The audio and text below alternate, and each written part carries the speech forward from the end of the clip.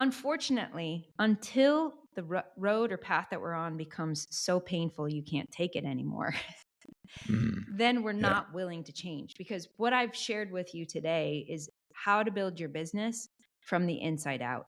And that is the secret to an unstoppable business. Nobody can destroy you. Welcome to the Head Smack podcast, where we have candid conversations with misfits and mavericks. Those not afraid to stand up and stand out. The dreamers and the doers, the ones who've stumbled, fumbled, and then soared. Here we delve into the inspiring journeys and pivotal aha moments that have shaped their worlds. And maybe through sharing their adventures, you'll get hit with a head smack that'll change your destiny. Hey, welcome to the Head Smack podcast. This is Paul Pavoni. I am so excited to have Katie Richardson with me today, a misfit, but also on a mission to create powerful leaders.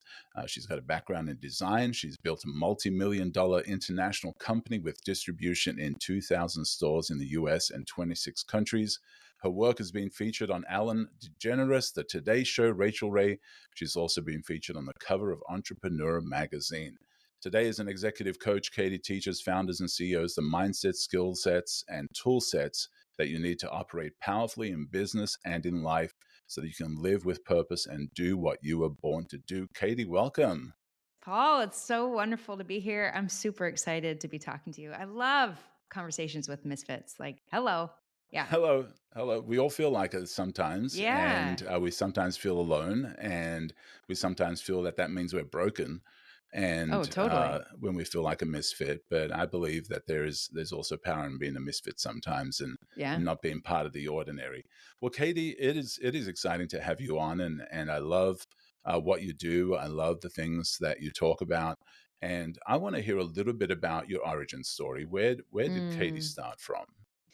I grew up in a family of 6 kids. When I was 3, my mom had twins. I was the fourth. And so I very quickly became the invisible child. And from a really young age, I just was really curious about the world. And I grew up in Phoenix, grew up barefoot and in my swimming suit most of the time, just running around, exploring the world, really curious about things. And creativity was a big part of my upbringing. But so was also test scores and intellectual intelligence. And my other siblings, like they ranked really high, right? Valedictorians of the school. And I did fine. I was even in accelerated classes, AP classes, but I wasn't at the very top. And so growing up, I thought I was the dumb one, Well, which is kind of sad as I look back and I think about it. And 2 years into college, I was starting to feel a little bit lost. And I had all of these passions and things that lit me up, but they weren't academic. And mm, I started to notice that I was taking kind of the classes that I was supposed to take, but then I was also taking things like wood shop, lathing, metal foundry, yeah, welding. And it was just like, this was just kind of Katie's little hobby on the side until I yeah, discovered a program called industrial design, which okay, is not what it sounds like. It's yeah, product design. You're not necessarily designing factories. You're designing products that then would get manufactured. right, And so as soon as I found this program, I was at a university that had 30,000 students, but the program was admitting between 15 and 20 students a year into that specific program. So it was a really wow, elite program. And I felt like I kind of finagled my way into there because I had been in university for 2 years, but like hadn't necessarily been aiming at industrial design. And when I discovered it, they actually were really excited to meet me and, wanted me in the program because of my history. I had been studying furniture design and even fabrication. And I even had some art and figure drawing. So I actually had a lot of the skill sets that I would need to excel in this program. And Paul, for the first time in my life, I felt like I was good at something. wow, And I ended up getting a scholarship from General Motors. I got national design awards and I was like, oh, wow. Okay, maybe I can be good at something. Because up until then, I felt, honestly, it's kind of sad to say, but I kind of felt like a good for nothing. So it was yeah, the first time wow, in my life where I was like, wow, people want the thing that lights me up. And it was a yeah. really exciting, exhilarating moment for me in my life. So Well, that's where I started. Yeah, and so, it's kind of interesting in doing this podcast and the people that I'm talking to, and it's such a broad range of misfits and mavericks and ne'er-do-wells, And one of the Sure. things that I've found in these conversations is this discussion of the convergence of things that happen in your life that seem unrelated, and you don't know what their purpose is. You don't feel that there is any purpose at all in it. Hmm. It's you did woodworking as a side thing in Right. school, and you also doodled and did figure Hmm. drawing, and all of that stuff. And then when this convergence happens of finding the thing that all this works for, is an amazing moment, right? Oh, yeah. And and that's what happened to Yeah. you through this. Yeah, and some of the most sought after talented experts in their fields, they have kind of this Venn diagram of skill sets. And that's Yeah, what makes them so unique and special is they're able to pull from multiple perspectives, which gives this really unique vision. And, up until that point, I didn't see those things about myself. And I honestly was like really questioning myself. And there were many times in my life where I was doing what I thought I was supposed to do. And that moment of finding industrial design and starting to pursue that, I started to realize that following that list of supposed tos, it just, I could just feel it in my body. I was like, I yeah, can't keep doing this. And I don't know where this other path leads, but I know that I'm dying inside if I just keep pursuing the things that I think I'm supposed to do. And so I didn't really realize it at the time. It might look like courage, but it really just was realizing that the path that I'm on is not sustainable for me. And yeah, so, in a way, it didn't really even require a lot of courage. It was just like, I can't do that anymore. And so, right, I don't know what the right path is for me yet. I didn't. But I started to at least search and look, explore, and I was open to ideas. right. And that's part of it is taking those steps in an uncertain direction sometimes, that then lets you know what you like and what you don't like. But without taking those bold steps forward, you kind of always in this place of wondering, like, what is that next thing for me? And so, after you graduated, after you found this, what was the next step? Did you enter into that space immediately? Like, what happened next for you? Well, in the process of all of that, not only did I find industrial design and start thriving as a student, but I also found a really incredible man. And Hmm. so we got married my last year of school. And it was awesome, Paul, because he was also a product designer. And what's interesting is a lot of people would think, well, that's potentially competitive. And, how do you guys create alignment? And doesn't Right. it create tension in your marriage? And what's interesting is, yes, we both learned that skill set, but we're actually very, like, if you looked at our personalities, we're yin and yang. We're very opposites from each other. And so that actually became kind of the recipe for what ultimately became our first success. So we ended up together.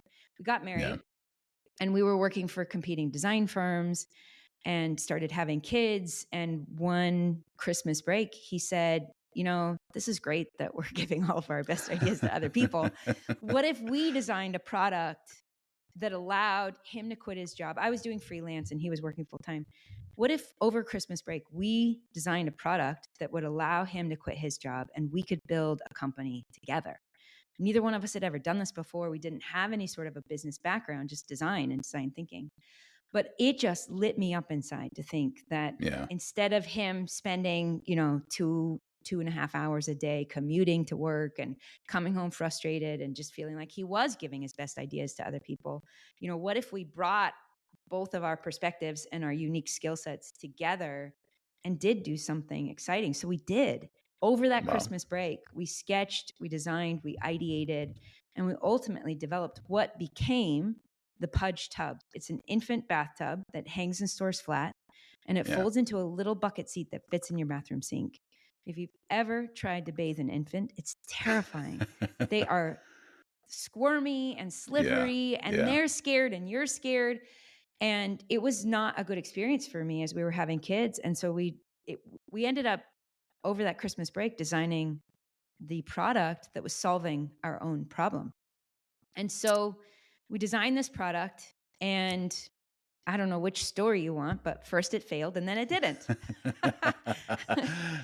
Well, both of those stories, because I think that's a couple of things already with what you just said.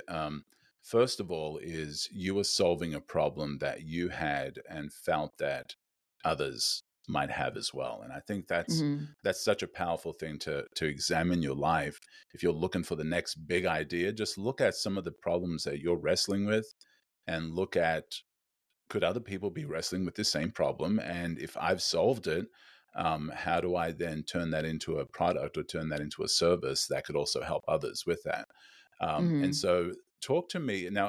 I do want to know about the story of you with your kids in the store. At what point did that happen in your journey? Yeah. So just to give you a frame of mind and a reference as to kind of what our reality looked like at that time. We were living on food storage. My husband was working full time. And then when he would come home, we would kind of work together as kids were climbing on us, right? And we had 2 young kids at the time. I was pregnant with our third. And I mean, I was grinding wheat to make 4 loaves of bread a week. We were eating rice and beans. Mm, And to talk about misfits and taking risks, it was too risky for us, both of us, to just live the life that everybody else was living, the 9 to 5, driving the minivan, getting a paycheck. Like it just didn't align with our values. And so we made a decision to have him quit his job, and we were going to double down and do all of this. But you asked about the boutique. That actually happened right before. So I I had been, as my kids were, taking naps or whatever, I had a 1962 Bernina sewing machine that had been my mother's. wow. And I kind of made sure it ended up in my house. Because as a designer, as a fabricator, I need a tool. And I didn't Yeah. have a wood shop, but a sewing machine is also an incredible tool. And I needed a place to get kind of my ideas into reality. And that was the sewing machine. So as my kids were asleep, I would design and make things. And I was making baby shoes and hats and baby carriers and bags.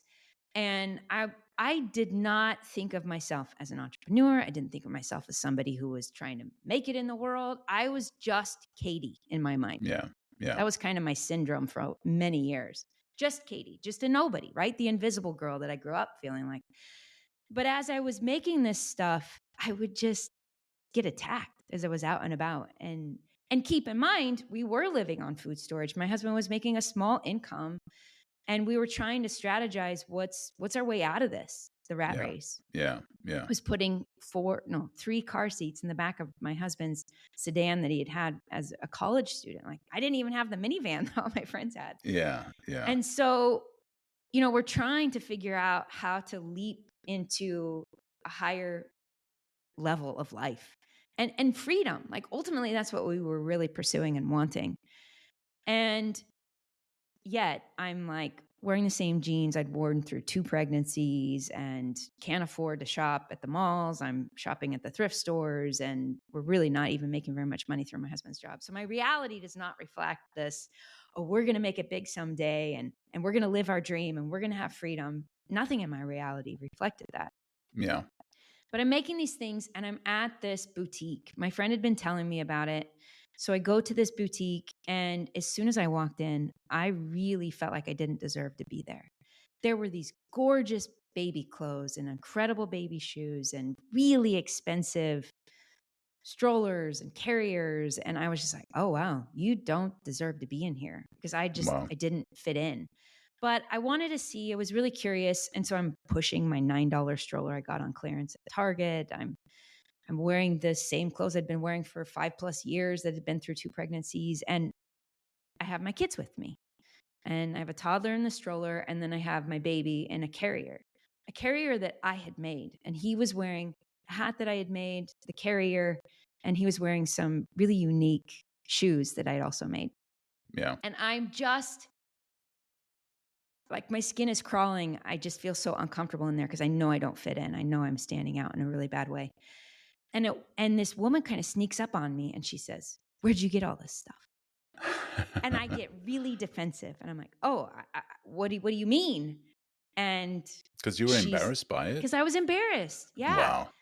And she starts pointing to the baby carrier, the blanket, the hat, the shoes. It was everything that I had made on this 1962 Bernina. And I Wow. was shocked. And I said, "Oh, and I'm embarrassed, right? Because I made this on a really old sewing machine that I confiscated from my mom." And I said, "Oh, do you like these? I made them." She was like them. I love them. I go to all the trade shows. This is hot. I want you to make it for me. Wow. And this is just not what she's saying doesn't match up with what I'm saying in my head. Like, not at Right. all. I'm like, "What are you talking about, lady? All this stuff in this." Turns out she's the boutique owner. And so Wow. I'm backpedaling because she just asked me to make it all for her. And I'm thinking on the sewing machine, and I barely had time to make all of this for my kids. And when am I Yeah. going to? So I have all of these excuses in my head, and some of them are starting to spill out. And she stops me, Paul. And this is a moment that just really transformed my life. And she said, "Look, I understand that you have your hands full right now, but in just a couple years, these kids are going to grow up and they'll be in school full time. And you will look back and you will wish that you had done something with your gifts and talents." Wow. She spoke a language that really spoke to me. You mentioned that you're Christian. I'm Christian too. And like the scriptures very specifically call out our talents. Yeah. And I knew I was talented. I didn't know how to apply my talents necessarily. And so when she said that, suddenly it lined up with what I knew God wanted for me, Wow. which was putting my talents into the world and not burying them. And that's essentially what she was saying. Like, if you don't do something with this, you're burying your talents. Yeah. So I go What a home. gift. What a gift that was. Such a Wow. gift. Yeah. So I go home and I'm still not convinced, but I'm like, there's something to what she's saying. And my husband comes home, and I was always seeking, reassurance from him because he's an incredible designer too. Yeah. And he did see these things in me, by the way, but I just dismissed it. So at dinner that night, he's like, "Hey, how was today?" I'm like, "Well, we went to that boutique that Karen was telling me about, and she was right. It's really nice." And, I had this really weird moment with the owner. She said the craziest thing to me, and I'm framing it and like, isn't she crazy? And Yeah. I tell him what she said to me, and he puts his fork and knife down. He looks up at me and he was like, "Katie, she's right." Wow. Wow. It makes me emotional. Yeah. And he was like, "I know you don't have time to make all these things on your sewing machine, but that's not what you would do." And I was like, "It's not? No, we would go find somebody who would make these for you." And I have all these excuses. I'm like, "Well, we're living on food stores. Like, how are we going to afford that?" And I had all of these excuses and questions, and they started to come out. And he was like, "We'll just figure it out. Go tell her Yeah. yes and ask her how many she wants." And that's how Wow. my business started. Wow. Wow. When it comes to, creatives, I think creatives often wrestle with the need for validation for what they're Oh, creating totally. in the world, Why do you think we're Uh, creating stuff? right. And until the right person validates something, Mhm. we feel that it's not worthy of attention. We feel that it's just something I did. It's just something I created, out of Mm. necessity, out of boredom, out of desire, out of passion. But, the right person validating it just makes such a big difference. And through your husband saying, "Yes, I agree with her," and this gift. Have you talked to that lady since? I mean, was that just such a random thing that you haven't seen her It's been a since? very long time since I've seen her, but she is Yeah. responsible for pretty much my life from that point on. Isn't that incredible? I mean, Yeah. it's these moments that change, and I've had those as a creative myself of these moments where somebody validated something that you felt unworthy of receiving, and it changed Mhm. everything. I had it happen for me in grade school. I had Mm. we went to a state fair, and there was a Ferris wheel there, and it was amazing. And that we went back to school, and the principal, and I can't remember the whole story. Maybe I was disruptive in class or something. I don't remember what happened, but all I remember was the principal asked me to come to her office and draw my favorite thing from the fair. And, Mm. I had felt, I doodled, I drew pictures, nobody cares, it doesn't matter. But she asked me to come and draw the Ferris wheel outside her office. And I thought, she values my creativity. Like Wow. that for me was such an important moment, that she didn't realize the value of it. And so this lady at the store just had this moment with you that literally changed the direction of your life by just Mm. encouraging and Yeah. validating what you were creating. And Yeah. I think there are other people that need that as well. And so, if you're in a place where you can encourage a creative, certainly do Yeah. that, because you don't know how much of an impact it could literally make, on someone's life. And so that, Yeah. started this journey for you. And at what point, like Yeah. beyond that, did Pudge come about? I want to point one last thing out with this woman. There was this insistence in her voice. And Mm. and when she used that word regret, it really hit me. And I think part of what she was sharing with me in that moment wasn't just a reassurance in my talents, is she was sharing her own personal regret in life. Oh, wow. Yeah. She never shared that with me, but man, I felt it. Yeah. Yeah. Yeah. Yeah. So Wow. that is when I first started my company. And for 2 years, I started building that company. And I started out with a name called Zoo. And we were about a year into that. And I was in about 20 stores as Zoo Modern, ZU. And my husband is a very big thinker, yin and yang. I'm just like looking at Yeah. what's right in front of me. And he's like, well, what's 10 years down the road? Yeah. Yeah. And so even though I was only in 20 stores, he started to look globally. He saw that brand potentially had a trademark issue in France. And he was like, we need to change the name. And I was like, what? And at that point, it was really cool because we had started on a small scale. I started with this name. And before we'd really made it big, I had a chance to really think about the name and be intentional about it. So I started looking at names and what does it mean? And this is when I came up with the name Pudge. We spell it Puj. Yeah. And at that time, this was like 2009, 2010. If you Googled Pudge, well, my thing was like the third thing on the front page of Google. So it was a really Yeah. smart name. And that was part of the Yeah. strategy. Yeah. Plus, Pudge, it's very focused on your baby, your pudgy baby. And Yeah. internationally, it became this really fun and cute and clever name. We own pudge.com. So it was a chance for us to really own that name. And with that name, I took it to a trade show in 2009. And I didn't really have like all the revenue I was making, it was just going right back into the business. We were living on like $3,000 a month, Paul. It's like a family of four plus one on the way. It's kind of crazy. Yeah. Yeah. And so I take it to this trade show in New York, and I was in the booth of a sales rep. So she was representing other companies that would attract the right buyers. And I had like a little small corner. And so I fly to New York. I'm sleeping on the couch of a friend of a friend. Like, I don't even know these girls. I seriously got in at Wow. 1 a.m. and they showed me how to like they emailed me or texted me. I can't remember. And I hadn't even seen any of them. And I'm at the Javits Center. I'm at this trade show. And again, like I feel so small, so insignificant, like a nobody. I'm surrounded by brands that I personally really admire in this booth. And I'm feeling things like, you don't deserve to be here. And, everyone can tell you built this display in your garage. And like I'd Wow. bought clothes at Forever 21, and I'm like, is everyone going to tell that I don't know that I'm not a real designer? Yeah. And all the while, my husband's home with 2 kids. I'm pregnant with our third, by the way. And everything is on the line at this point, Paul. Like we're out of money. We've gone Wow. through our savings. This has to work. And what we've done is up until then, we were selling cut and sew products, but we knew that in order for us to kind of leapfrog to the next level and like really establish ourselves, it had to be a game changer product. And we had designed this infant bathtub. Yeah. And, we had been kind of locally sourcing it, and they were doing such a botched job on manufacturing the product. It was not great. Quality wasn't there.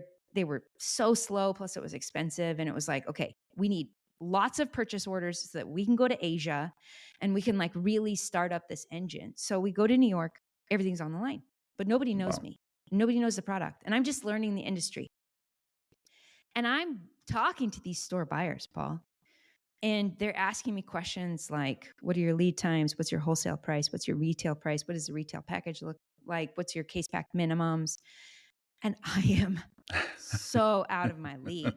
I Wow. got there on fumes, and I'm showing them a prototype that I made on my kitchen table, which is a hand-me-down from my grandfather, and using Wow. the tools that I bought at a garage sale. Like, they didn't know any of that, right? They had no idea. But they're taking me seriously, and they're Yeah. asking all of these questions, and I'm doing my best to field all of their questions. But at the end of the day, I'm saying things like, well, let me write those questions down and I'll have my team email you. Well, guess what? I'm the team. So I'm having the conversations, and at the end of the trade show, I had multiple products, but like the one that was going to be the game changer was the Pudge Tub. So I'm looking through all the orders because I want to know, how many orders did we get for the Pudge Tub? And as I leaf through all of the orders, the number was 0. Oh, wow. 0 orders on a product that we were betting the farm on. 0 orders on this product that was going to be our game changer. We were out of money. We were out of runway. And this had to work. Yeah. And so I leave that show terrified.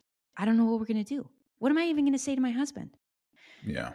So even just to get home, I remember feeling like, well, I need to bring something home to the kids, and I couldn't afford anything. And I stopped at like a snack cart, and I ordered 2 giant M&M cookies, and she said it was like $6.50, and I reached into my pocket. I only had $3. Wow. And I was like, I'll take 1. It was just devastating, right? So like that's the level of low that we were at. So I get home, and the kids are excited to see me. My husband's excited. I had been texting him the whole time, like, hey, I'm talking to this buyer and I'm talking to this buyer. So he's expecting me to come home and tell him how many orders we've had.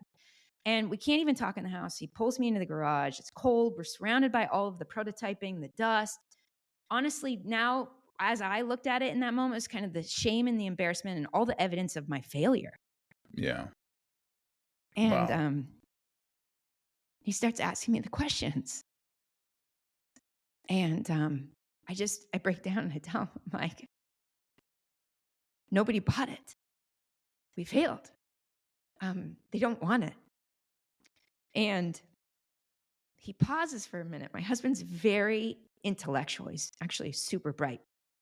And he sits, and he by the way, in a way, he'd had this kind of expert experience because he was kind of the go-to designer as an student intern for OGO. And he'd spent a lot of one-on-one time with the CEO of OGO. And so he'd actually learned a lot about retail and product and distribution from that experience. Yeah. And so it wasn't like I was just talking to my husband. I was actually talking to an expert in the industry. We're having this conversation. I tell him how it failed. And he said, Katie, it didn't fail. They didn't say no. I was like, yes, they did. They all said no. Yeah. Can't you get this through your thick brain? He said, okay, they may have said those words, but they were asking you questions. They were engaging with you. They wanted to know more. So all we have to do is answer those questions and they'll all buy. Answer those questions and we'll be shipping this product all around the world. And Paul, in that moment, I was so tired and exhausted. I was tired of grinding wheat. And I was like, all my friends were leveling up their houses, leveling up their cars. And we were still living off this meager salary that my husband was getting. He wasn't seeking promotions because we were spending our time on this thing. Yeah. And to me, it was just like, this is the end of the road. Like there's nowhere to go from here. But when he said that, my body was on fire. And similar to that moment with the store buyer who helped me feel the regret of the future, in that moment, everything in me wanted to give up. I was tired, but I looked forward and I knew that if I gave up, the Katie of the future would really regret it. And she would wish that she could come back and keep going. And I couldn't live with that. And so even though everything in my reality says you failed miserably, stop it right now. Everybody else's life is proof that the other system works. I just couldn't live with that regret. And so Yeah. I agreed with him. And I was like, we're going to figure this out and we're going to take it back. And a year later, Paul, we took it back. Everybody who came into the booth placed an order. Everybody. Wow. Wow. Wow. And Yeah, so, it changed my life. We went from being nobodies, a brand nobody had ever heard of us, in 0 stores, to literally within 12 months being in 2,000 stores in the US with distribution in 26 different countries, celebrities being caught by paparazzi with my product under their arms. In that year, we were featured in the Ellen Show, the Rachel Ray Show, and the Today Show. We were named wow. Product of the Year by Pregnancy and Newborn Magazine. And so, like, I go back to that moment a lot. Because what if I'd given up? Yeah. What if Yeah. I believed the doubts in my head? Because, man, they Right. were strong, and there was a lot of proof and evidence that I was still a nobody. Yeah. And it's Yeah. amazing how just that word of encouragement from your husband and remembering back to that store owner were enough to Yes. push you to keep going, to keep going to. So what Yeah. changed within that year? You said, you went to the next show. What changed for you guys within that time frame? Everything that those store buyers were asking me, all their questions, the answer to those questions were what would move me from being a person who has a prototype to a viable company that they can then rely to supply their store shelves. The retail game is very different than just direct to consumer, right? The retail Yeah. game is they need to know price per square inch, how much money they're going to make on your product. And they need to know that you can ship and that you can ship fast and that their store shelf is never going to be empty. And Yeah. what they saw in the New York show was a prototype. And they did really like it, but Right. it wasn't a viable product that had all of the systems and processes in place to ensure that they would be supplied. Yeah. So Wow. that was the difference. Yeah. And so they needed that certainty that Yes. if I create a relationship with this person, they're not going to let Yes. me down. Yes. Yeah. Yeah. Yeah. And I And so, obviously now didn't have that certainty at the time. right, exactly. Yeah. And so now you're a year later, it's blowing up. Celebrities are carrying your stuff. You're blown up. But now you're facing a new issue, and I think Oh, yeah. that new issue is kind of where you're at now with what you do, is the balance of family and business and all that you're doing. And so what are some of the challenges that arose from that also moved you into doing what you're doing now with helping executives balance all of that Yeah. and Yeah. make sure it's healthy? As my business started to explode, it was like a rocket ship. And you're right, it was really exciting. But what people didn't see is it was actually tearing me up inside because I was being an impatient mother. There was a lot of tension in my marriage. I struggled to be present with anybody. It was hard to sleep at night. I always chronically felt behind. And, the number one priority was always the business, which meant my health, my marriage, my spiritual, like everything else was second fiddle. Is that the right saying? Right. Second place. Yeah. Yeah. And it's frequently under the belief that, there's some magical place that if I get my business to that magical place, then I'll have time for all of these other things. And in my mind, that was $1 million. Well, we got to $1 million, and my life was more stressful and chaotic and dynamic than it had ever been. Like the stress was magnified at $1 million. Yeah. And that was a terrifying moment for me because I was like, oh no, what's the solution? So there was this moment where I'm in a battle, not just internally, but with God. And I'm sweeping the kitchen and I'm just like, look, I know that you gave me a lot of gifts and talents. That's awesome and cool. I've started to build this company from that. I felt really inspired to do this thing, but this is not sustainable. And it's all going to come crashing down. And to reference the regret, I'm going to regret that more than anything in my life, right? Wow.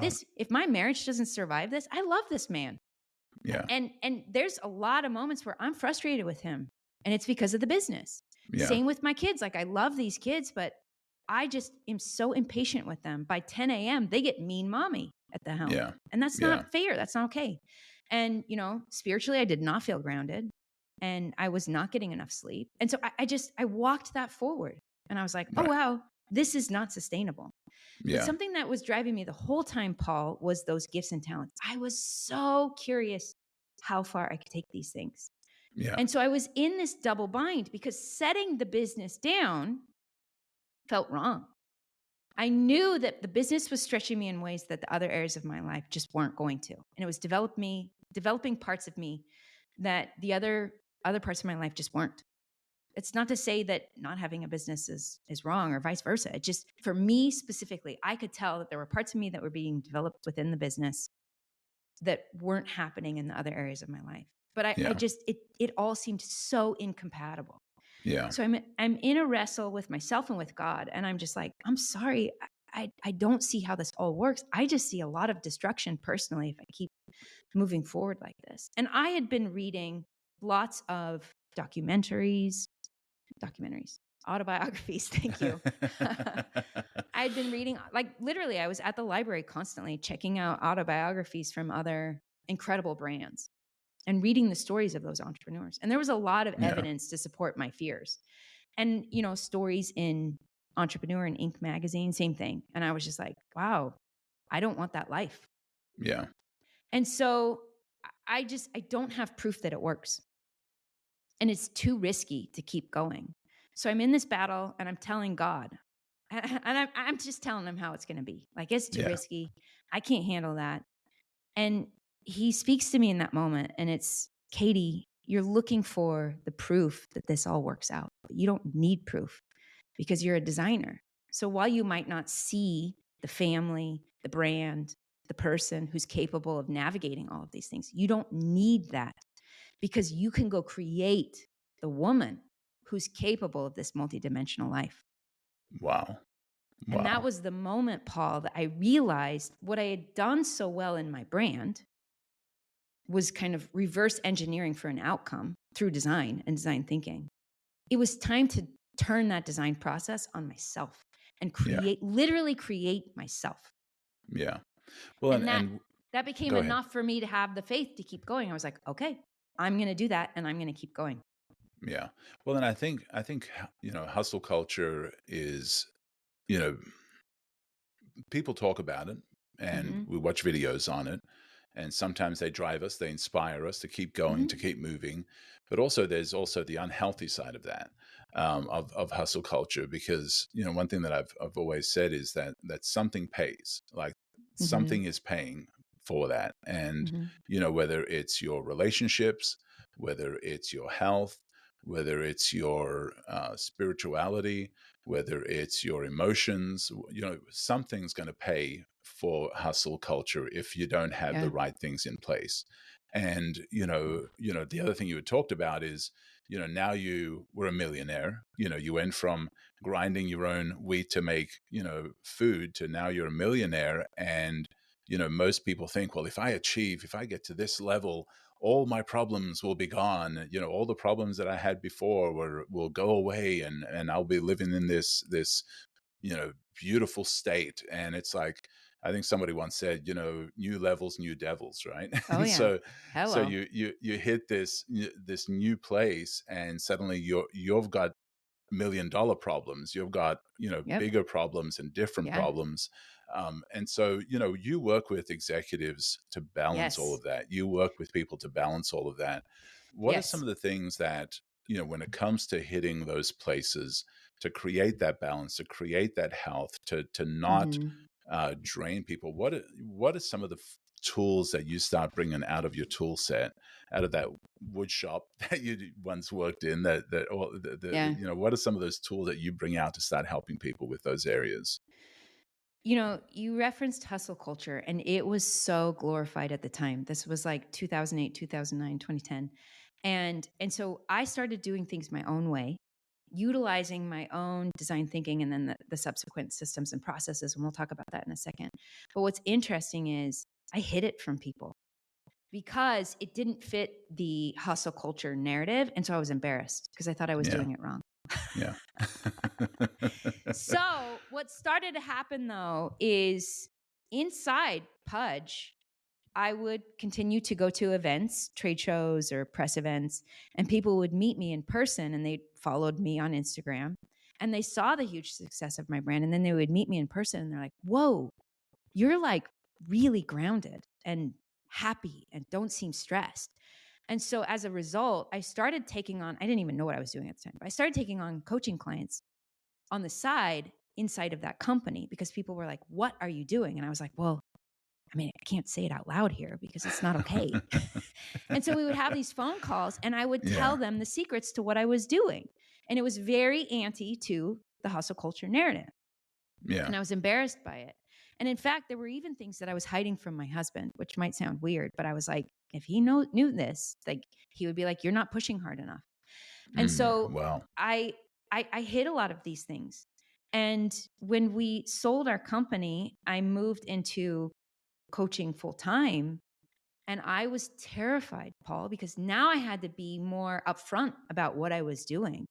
Yeah. And it terrified me. And I was waking up in sweats, like sweaty. That's not like in cold sweats. I don't know how to describe it, but I was just like, I was afraid to face the day. And it was kind of the first time in my life I was afraid to face the day because I was afraid I was going to be exposed and that everyone was going to say, you're doing it wrong. That's not true. It needs to be like this. You need to push harder. And so I actually started taking clients on and they would come to me with all this toxic hustle culture. Yeah. And I would be like, well, that is one way to build your business, but here's how I've done it. And I would show them my systems and my processes, and it would make their brain explode. And it actually scared them because it was so counter to the narrative. And they would push back. And I would say, listen, you don't have to trust me. Don't trust me. Just go try it. That's all you have to do. Just go try it. Test it out. See if it works for you. Test drive it. And so they would. And we would meet every week. And so they would test it out during the week. And they would come back gobsmacked with their jaw dropped. And they're like, Katie, I know you already know this, but it worked. And it wasn't nearly as hard. And they're coming to me. And it was fun. It was exciting. I had time on the weekend to hang out with my friends. And they were just like, it's so counterintuitive. Yeah. And I would tell them that when I would teach it to them. I'm like, listen, your brain's not going to like this. And it's going to tell you it doesn't work because it's so counter to your current operating system. Yeah. But what I was teaching them, Paul, was a radically new operating system that was rooted in something totally different. And you alluded to this as you read my bio. It was rooted in power. Yeah. This hustle culture, it's actually rooted in scarcity. It's rooted in fear. And when we take action from that place, we're frantic. And we actually create frantic outcomes and results. Sometimes we're working 100 and 120 hours a week that we can kind of outpace everybody in a sense. But at some point, you can't work then more than 120 hours a week. And you actually have to play the game very differently. This is what I teach entrepreneurs. And again, some people come, they like hear my message and they're like, wow, she's doing something that really works because they see client after client after client have huge successes. And then they'll come to me and they come to me with their very logical mind, by the way. And I'm like, look, what I can teach you is really hard work, but it's not the hard work you're used to. Like, are you open to that? And some people just are not. Yeah. And so some people will walk away and they continue to use the same operating system they've used their whole life. And that's why they're stuck. Right. And for a lot of people, they feel that if they're not, even if they're, they've got to keep going, they've got to keep moving, they've got to keep doing, they've got to keep, and if they're not doing it like that, they're not working hard enough, and it's, it's like painting graffiti on a moving train. Like they're super productive, but they're not creating anything. They're constantly hitting. Great analogy. They're constantly hitting roadblocks. But they're busy. They're busy. They're creating. They're very doing. Busy. Yeah. And the busy makes us feel productive. It makes us feel significant. Right. And I had to confront that in my own life because I experienced that. Yeah. And so when somebody does come to you with that mindset, with that working operating system that is telling them keep keep doing the graffiti on the moving train, keep going, keep Uh-huh. moving. What is it, when you bring out your toolbox, what is the first Yeah. chisel that you I have bring some out? visuals. I don't know. Yeah. I'll describe these because I know a lot of people are probably listening to us, but Yeah. I'm a very visual person as a designer. And sometimes if I can break it down in a way that you can see it, you actually make new connections. Yeah. This will So be when both we, visual and audio. yeah. So when we, like, I had that huge target of $1 million, right? If we can just get to $1 million, then things will calm down and things will start to fall into place. And that's kind of the first destination that I'm trying to get to. And what happens is we get to that destination and we're like, okay, yeah, I am here. This is that place that I said that I wanted, but this is missing. And I don't like that. And I'm working too much. And I'm angry with my kids, right? That was the place I find myself. So we Yeah. have this island that we're trying to get to. We get to that destination only to realize that we actually want to be over there, like that other island. But holy Yeah. cow, I just used all my time and resources to get to this island and I feel stranded. I feel stuck. Like, how do I, now that I'm at that first destination, now I see where I really want to go is that place over there. And so it's Yeah. terrifying because we get there on fumes and we're burned out just to get there. And Right. so what we do is we stand at that place and we think, okay, I guess it took everything in me to get here. So somehow magically, I'm supposed to work harder and be even more disciplined to get to that place that now I see I really want to get to. And see, that's the problem, Paul. They're taking what they've done in the past, AKA their current operating system, and they're moving it forward. But the reality is you'll never get to that actual dream place using the same things you've done in the past, Yeah. your old operating system. Yeah. And so what we feel in that moment is we feel so spread thin and overwhelmed. And it looks like this. Now, this is someone who's holding a bow and an arrow, right? We're aiming at different targets. There are so many targets and they are all over the place. And this Right. is what we feel like inside. And not only does this targets all over the place represent our business, because you have, I mean, my business was 5 businesses in one. We were a manufacturer, a wholesaler, a retailer, a design house, a distributor, right? And then under each of those businesses, there's all these complexities, right? You have to work with your bookkeeper, you have a tech guy, you have a website, you're checking inventory. It's just crazy, the level Yeah. of complexity that we were experiencing in our life. And this is what CEOs and entrepreneurs feel like on the inside. And this is why it's so hard for them to be present at any moment, because when he's staring at this target, well, wait a minute, what's happening over here? So even though he's at his business meeting with his team, he's also thinking, well, I have to talk with my investors. And what am I going to say to them? Because I have a meeting after this one with my investors. And so he's never present. He's always being pulled in so many different directions. And this is what we feel like. Yeah. And in that moment, when I realized I needed to play the game differently, it actually at the time was a feeling, and it took me a while to take that feeling and actually draw it out. And these are the drawings that subsequently came from that feeling. Because what I started to feel was this. And I was like, oh, I can play that game. Now this is me, the entrepreneur with my bow and arrow. And suddenly all of my targets actually have adjusted and they are now fully aligned. Yeah. They're all pointing in the same direction. So rather than constantly feeling overwhelmed, spread thin, when I'm at home, I should be at work. When I'm at work, I should be home.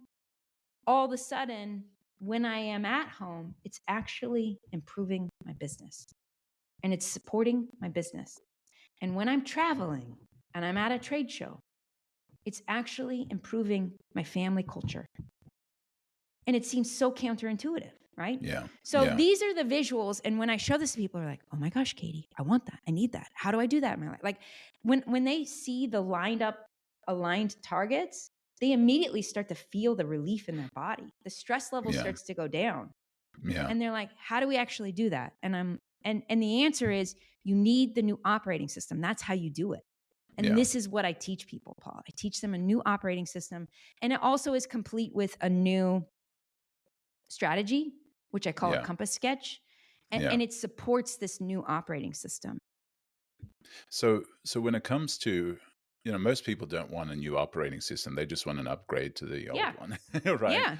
Yeah. And so sometimes it's a radical new way of looking at things, a new frame for what you're doing, a new way of perceiving the things in front of you. So when it comes to, what are some of those other targets that are kind of, and the visual was, somebody standing with a bow and arrow with a range, like a cloud of Yeah. targets around them. What are some of the other clouds that can sometimes distract people or overwhelm people when it comes to being an entrepreneur?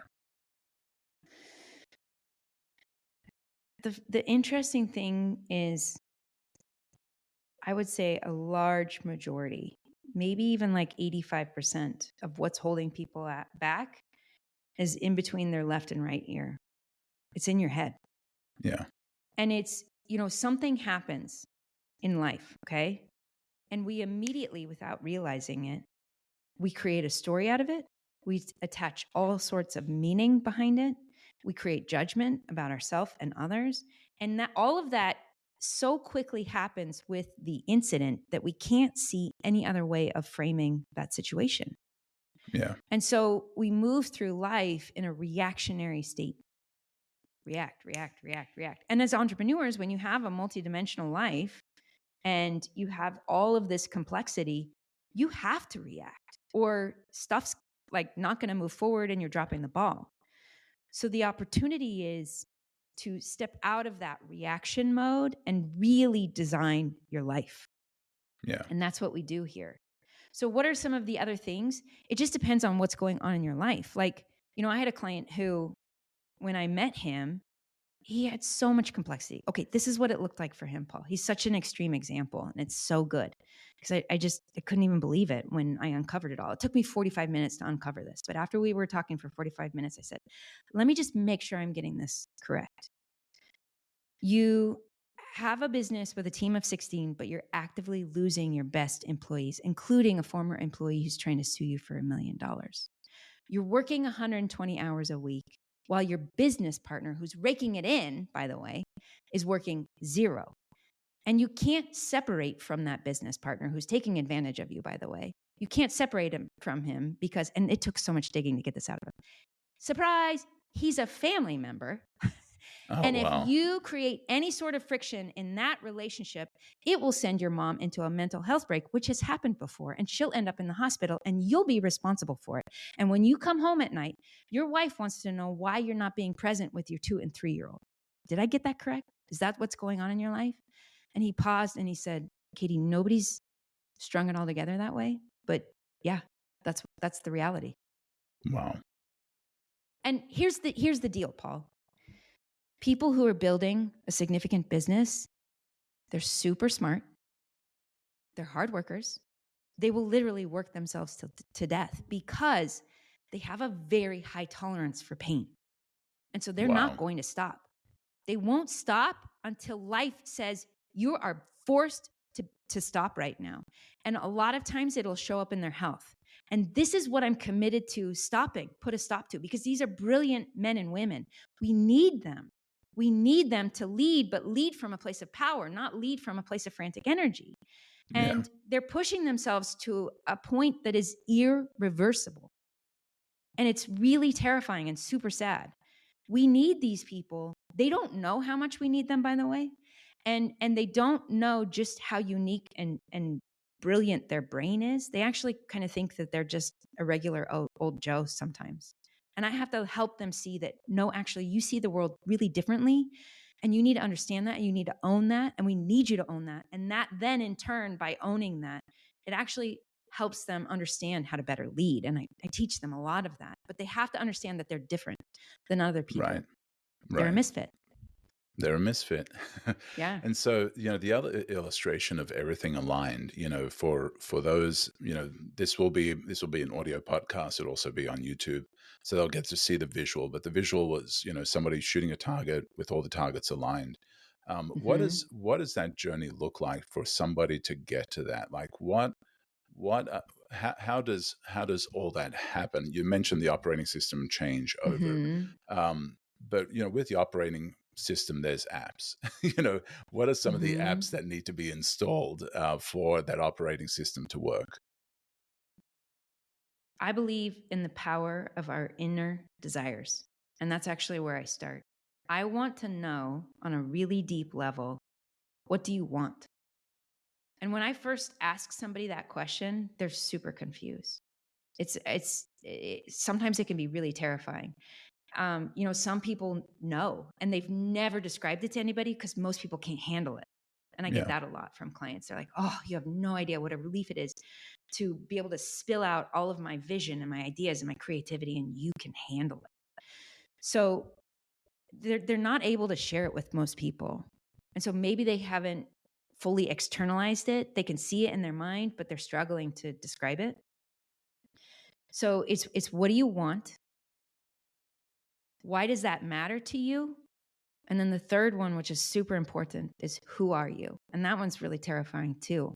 Yeah. They're not easy questions to answer. And you actually need a lot of help because without realizing it, we cover those things, we hide them. And so a lot of times people will be blind to certain components of that. Yeah. And they don't even realize they're blind to it. But I can see past that. So Right. what you need to do is those need to be lined up. That's the core of it. If you can line Right. those three things up, and it effectively looks like this: what you're thinking and wanting, which is your heart, and doing and choosing, like all of that is pointed in the same direction. And Yeah. when your energy, when your thoughts, when your actions, when your desires are literally all pointed at the same target, nobody can stop you. That's amazing. I think just those 3 points alone are a head smack for somebody that, and the thing is, they seem like they're so easy, and you said they seem like such easy questions, Yeah. but if you get really down to it, Yeah. they're probably going to take you a while to answer, and you're probably going to get Yes. emotional about it, and you're Yes. probably going to have some surface things that you put down, Yes. because they are such core questions to who we are and what we're Yeah. about. Yeah. Understanding like who you are. One thing that I've said is, identity brings clarity. And once you know who you are, you know what to do. And answering that question on a deep level is a tough question. Like you might come up with, 10 things, 20 things, 30 things, 40 things, 50 things at first, until you actually get down to the core of who you are. Well, to your point, it is really difficult. I have a client who has a very significant business, and he had his first level of buyout, and he'll be $1 billion business in about 18 months. And I've been asking him specifically the what do you want question for 5 months. He's just now starting to be able to answer that because there was Wow. so much noise covering Yeah. it up. And I'm really good at parsing through the noise. And even the question, who are you? I haven't even asked him that question because that one's terrifying and it's really difficult.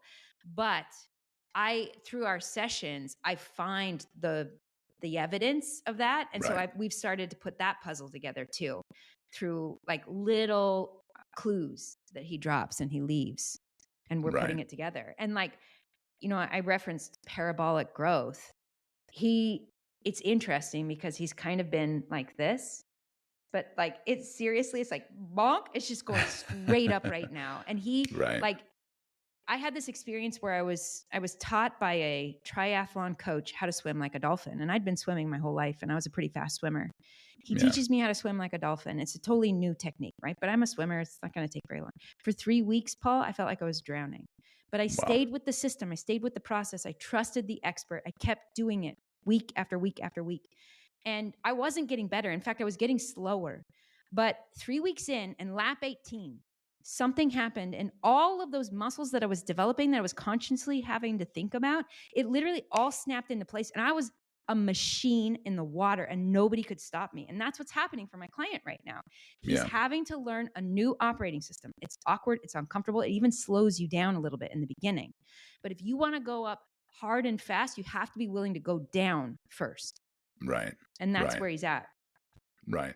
Well, and that is the thing is we can get so caught up in the hustle, the grind, the doing, that we don't take time to do the reflecting and to answer those deep questions. And I think and we think they'll slow us down, but actually what they are is they're going to take us to the next level. It's kind of like, using an old phone with an old operating system. You just grind through it. You just keep Mm-hmm. going, Yeah. because you can't slow down. But then you realize, well, man, if I upgrade my phone and get a better operating system, I'll actually Mm-hmm. be able to do things faster. While I might pause for a little bit. Yeah. And Yeah. so I do encourage those that are listening and watching this is, take some time to pause, like take some time to reflect on those deep questions. And you'll find that, while it might slow you down as the startup sound goes bing and everything's restarting, that you'll Mm-hmm. actually find that it's way Yeah. better on the other side of that when you do that. Yeah. Yeah. And it literally, sometimes it is gradual, but so many of my clients have this like switch moment where we just flipped the switch, and Yeah. it's really exciting. And that's where it's just game on, because Yeah. you're now a new machine. Yeah. Yeah. And it's those head smack moments where just everything just Yes. it It all comes happens and you're together. like, it all comes together, it all converges, Mm-hmm. and just like we had talked about earlier, all your experience, the woodworking, the design, it kind of had a convergence point Mm-hmm. to become who you are. And then other things happen to kind of form the next version of you. But it's taken all of those and reflecting and saying, who am I? What am I about? What do I Yeah. want? And taking you to the next level. Unfortunately, until the road or path that we're on becomes so painful you can't take it anymore, Mm, then we're yeah, not willing to change. Because what I've shared with you today is how to build your business from the inside out. And that is the secret to an unstoppable business. Nobody can destroy you yeah, because you've built a real foundation. yeah. Yeah. That is amazing. Thank you, Yeah. Katie. This Yeah. has really been encouraging, amazing, great conversation. So many good things that you've shared that I really believe that for some people it has been some great head smacks, some moments of clarity, some moments of, yeah, I need to pause. I'm kind of heading in the wrong direction. And I think even your story of the things that you went through and just feeling imposter syndrome, feeling unworthy, and just those words of encouragement to people. Maybe you're not the entrepreneur. Maybe you're listening to this and you're like, I'm not the entrepreneur, but I wanted to listen to the podcast. I found it interesting. Maybe you could be that encourager too. Like maybe Yeah.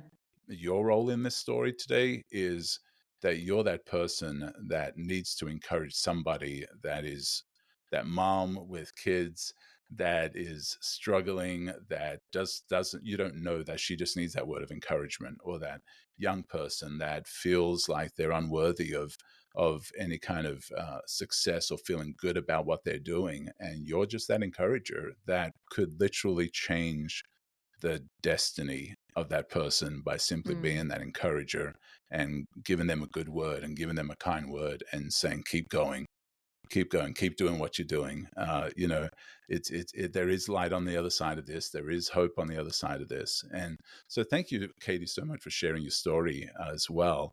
And then just your abilities to help entrepreneurs with coaching and take them to the next level and get them in the right mindset. I do encourage anybody, if you're needing a coach, do look into Katie and what she offers, and look into getting a coach. I think it'll really transform your life. Katie, for people that Yeah. have loved what you've had to say and want to be a Yeah. part of your world, how do they connect with you? You mentioned my coaching. I'm known for one-on-one coaching. I also have group programs, and I even have courses and programs that you can DIY, which is Yeah. awesome. So the best way to get in contact with me is katie.live on Instagram. I also have my own podcast called What's Working Now, and you can go listen there. The first 8 episodes are my entrepreneurial story. And reach out, send me a DM. I love hearing from listeners. I genuinely mean that. So, and thank you, Paul. This has been an incredible conversation. Really incredible. I really appreciated your perspective and the questions that you asked. And Yeah, it's been amazing. So thank you. It's an incredible Thank you. Thank you opportunity. so much, Katie. And everybody have a great day and take some of these, put them into action. Your life can literally change and your destiny can change if you just take one idea and take bold action on it. And so if you've gotten something from this today, I do encourage you to take bold action on it and just see what happens. And thank you once again, Katie, and have a great day. Take care. Thanks. Thank you for joining us on the Head Smack podcast. We've shared some candid stories and life-changing ideas. And now it's your time to act. First, take bold action on just one idea and see how your life can radically change. Secondly, whatever platform you're listening to this on, please rate it, share it, and leave a comment. Let us know where this episode impacted you. I appreciate you giving me your time, and don't forget to join us for our next Misfit conversation.